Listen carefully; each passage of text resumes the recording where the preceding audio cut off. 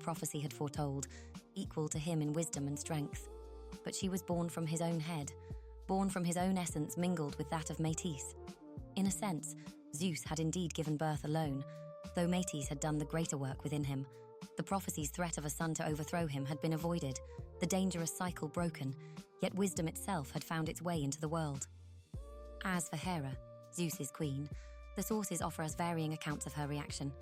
Hesiod tells us that Hera was deeply annoyed at this display of Zeus giving birth without her participation. Her jealousy would lead her to conceive and bear Hephaestus by herself, without Zeus, in an attempt to prove that she too could create life independently.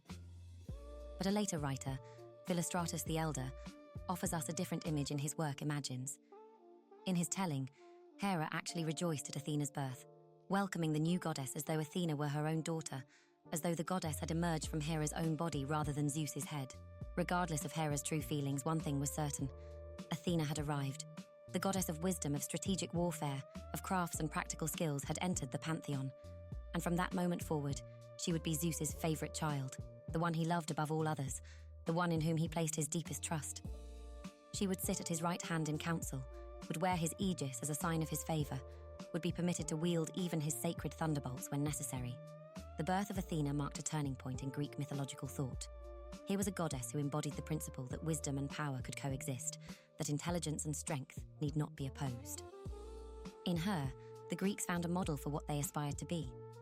Thoughtful but decisive, strategic but brave, cultured but capable of defending that culture when necessary. And so Athena took her place among the 12 great Olympian gods, not as a minor figure, but as one of the most important, most worshipped, most beloved deities in all the Greek world. Her birth from Zeus's head became one of the most famous stories in all of mythology, depicted on countless vases and sculptures, referenced in poetry and drama, celebrated in religious festivals. It was a birth that perfectly captured the paradox at her heart.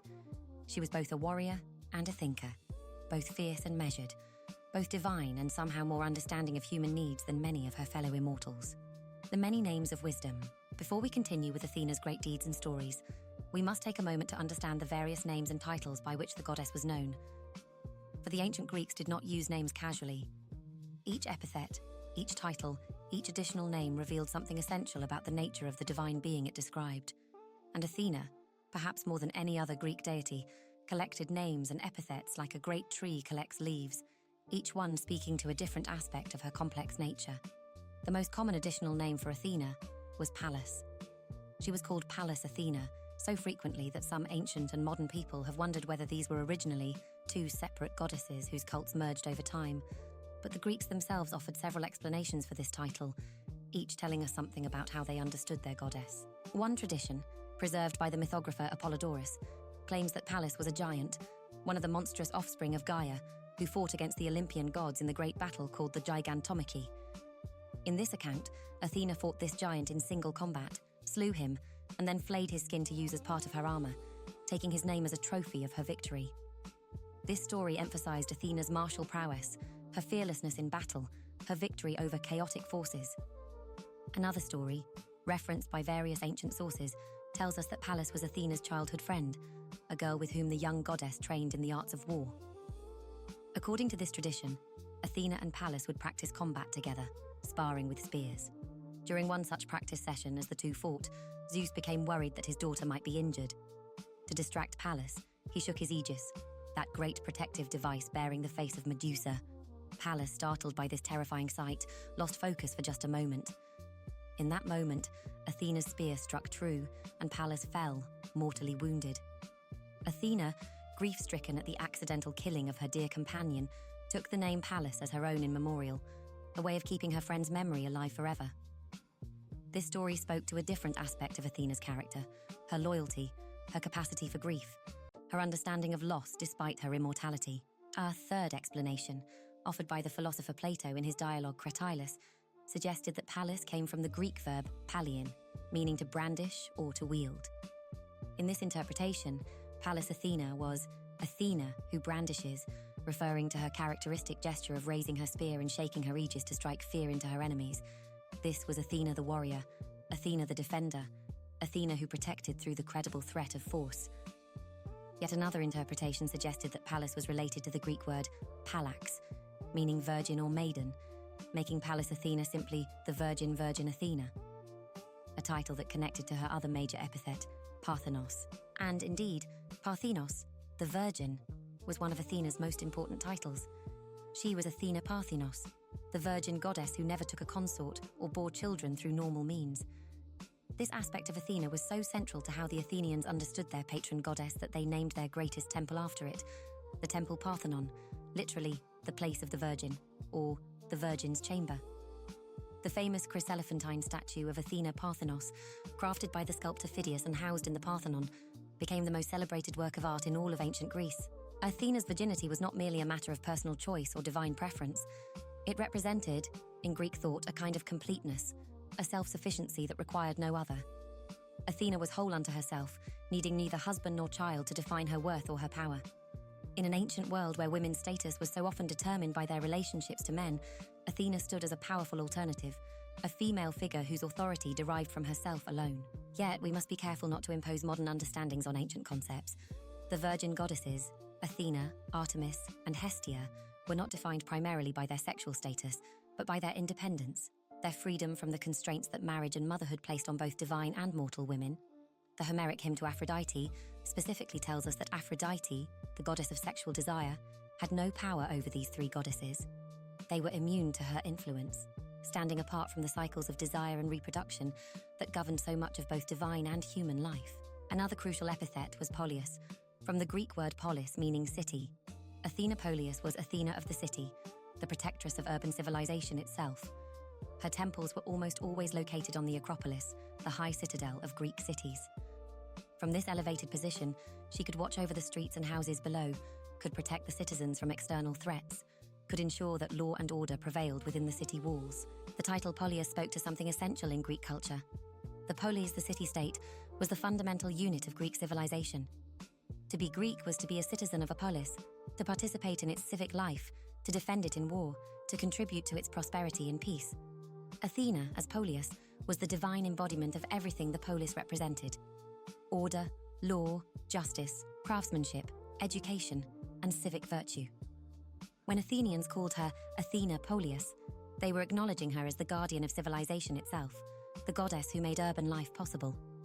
Closely related to Polias was the epithet Poliochos, protectress of the city, used particularly in Sparta, where Athena was honored alongside her brother Ares. This title emphasized the protective aspect of her role, her willingness to defend cities from enemies, her strategic military wisdom that kept citizens safe. When Athena took her role as a warrior, she was often called Promachos, she who fights in front or she who fights in the forefront of battle. Athena Promachos was the goddess leading soldiers into combat, standing at the front of the battle line where danger was greatest. A massive bronze statue of Athena Promachos once stood on the Acropolis of Athens, visible to ships approaching from the sea. This statue, created by Phidias, showed the goddess armed and ready, her spear and helmet gleaming in the sun, a silent promise to all who saw it that Athens stood ready to defend itself. But Athena was not merely a warrior. She was also the patron of skilled work and craftsmanship, particularly weaving.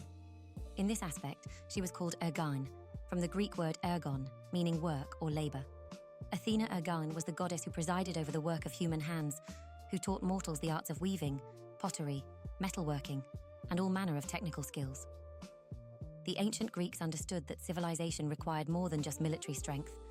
It required the ability to create, to build, to craft the material goods that sustained human life. Athena Ergane represented this creative, productive aspect of civilization. The festival of the Chalcaea, celebrated in Athens in the autumn, honored Athena Ergane alongside Hephaestus, the divine blacksmith. During this festival, craftspeople of all kinds, but especially weavers and metalworkers, would offer prayers and sacrifices to the goddess, seeking her blessing on their work for the coming year. The sacred peplos, the robe that would be presented to Athena during the Panathenaic festival, was begun during the Chalcaea, symbolizing connection between the goddess and the craft of weaving. In Homer's great epics, the Iliad and the Odyssey, Athena is most frequently called Glaukopis, a beautiful and somewhat mysterious epithet. The word combines glaukos, meaning gleaming, silvery, and sometimes bluish-green or grey, with ops, meaning eye or face. Glaukopis is usually translated as bright-eyed, or with gleaming eyes, and it speaks to the piercing, intelligent gaze of the goddess, the way she seems to see through deception and into the truth of matters. Interestingly, the word for owl in Greek is glox, from the same root. Some scholars believe that this connection is not coincidental. that the owl, with its large, distinctive eyes that can see in darkness, became sacred to Athena precisely because of this linguistic link. The owl that perches on Athena's hand in countless artistic representations is more than just her sacred bird. It is a visual embodiment of her glaucopis nature, her ability to see what others cannot, to penetrate darkness with wisdom's light. Another enigmatic epithet appears in Homer, Hesiod, and the Homeric hymns, Tritogeneia, sometimes shortened to Tritonia. The meaning of this title has puzzled scholars for millennia. The most straightforward interpretation links it to birth near water. Some ancient sources claim that Athena was born near the river Triton in Boeotia, or near Lake Tritonis in Libya. In this reading, Tritogeneia would mean born at Triton, or born of Triton. Another interpretation suggests that the title might mean born from the head, with Trito being understood as a reference to the head or skull. This would make Tritogeneia a direct reference to her unique birth from Zeus's head, emphasizing the intellectual, cerebral nature of her origin. The Roman poet Ovid sometimes refers to Athena as Tritonia in his Metamorphoses, preserving this ancient title even as he translates the goddess's other attributes into Roman terms. The persistence of this epithet, even when its exact meaning had become obscure, suggests that it carried some deep significance for ancient peoples, perhaps a memory of very old traditions about the goddess that predated classical Greek religion. When Athena presided over assemblies and marketplaces, ensuring justice and fair dealing, she might be called Agoraia, of the Agora, the central gathering place of Greek cities. When she protected ships and harbours, she was Aithaia, the diver, or Sotera, the saviour. When she prevented plague and pestilence, she was Hygieia, the goddess of health, though this title was more commonly applied to Asclepius's daughter. The title Areia, of Ares, connected Athena to war in yet another way. According to tradition, Athena won this epithet after presiding as judge at the trial of Orestes, who had killed his mother Clytemnestra to avenge his father Agamemnon. The trial took place on the Areopagus, the hill of Ares, and when the votes of the jury were equally divided, Athena cast the deciding vote favour of acquittal, establishing the precedent that a tied vote meant freedom for the accused. This story emphasized Athena's role in establishing justice and law, in creating the institutions that would allow civilized society to function. In various regions, Athena collected local epithets. At Lindos on Rhodes, she was called Lindia. At Sparta, she was Chalkioikos, of the Bronze House, referring to her temple there whose walls were decorated with bronze plaques. In Megara, she was worshipped as Athea, as we mentioned earlier. At Tegea in Arcadia, she was Aleia. Each of these local titles spoke to the goddess's widespread worship, to the way different communities claimed her as their own, while adding their own particular flavour to her cult. The sheer proliferation of epithets and titles speaks to something important about how the Greeks understood Athena. She was not a simple deity with a single function. She was complex, multifaceted, capable of operating in many different spheres. She could be simultaneously the fierce warrior and the skilled craftswoman, the protector of cities and the guide of heroes, the virgin goddess and the foster mother of Erichthonius. Each epithet revealed a different angle of her nature, like facets on a perfectly cut gem, each one catching the light in its own unique way. When poets and worshippers called upon Athena, they often strung together multiple epithets, creating a kind of litany that invoked all her aspects at once. Pallas Athena Glaucopis Promachos, a worshipper might say, calling upon the virgin goddess with bright eyes who fights in the forefront of battle. These chains of names were not mere poetry. They were a way of acknowledging the goddess in her full complexity, of recognizing that no single word, no single title could capture everything she was. In the quiet of this moment, as we contemplate these many names, we begin to understand why Athena held such a central place in Greek religious life. She represented not just one thing, but many things, not just one aspect of life, but multiple aspects, all woven together into a single divine presence. She was the goddess you called upon when going to war, but also the goddess you thanked when your weaving came out beautifully. She was the goddess of the battlefield, but also of the law court. She was power, but power tempered with wisdom, force, but force guided by strategy, and, perhaps most importantly, she was accessible. Unlike some gods who dwelt in remote places or who demanded elaborate rituals, Athena was present in the everyday life of Greek cities. Every time a craftswoman sat at her loom, Athena Ergine was there. Every time soldiers formed their ranks, Athena Promachos was there.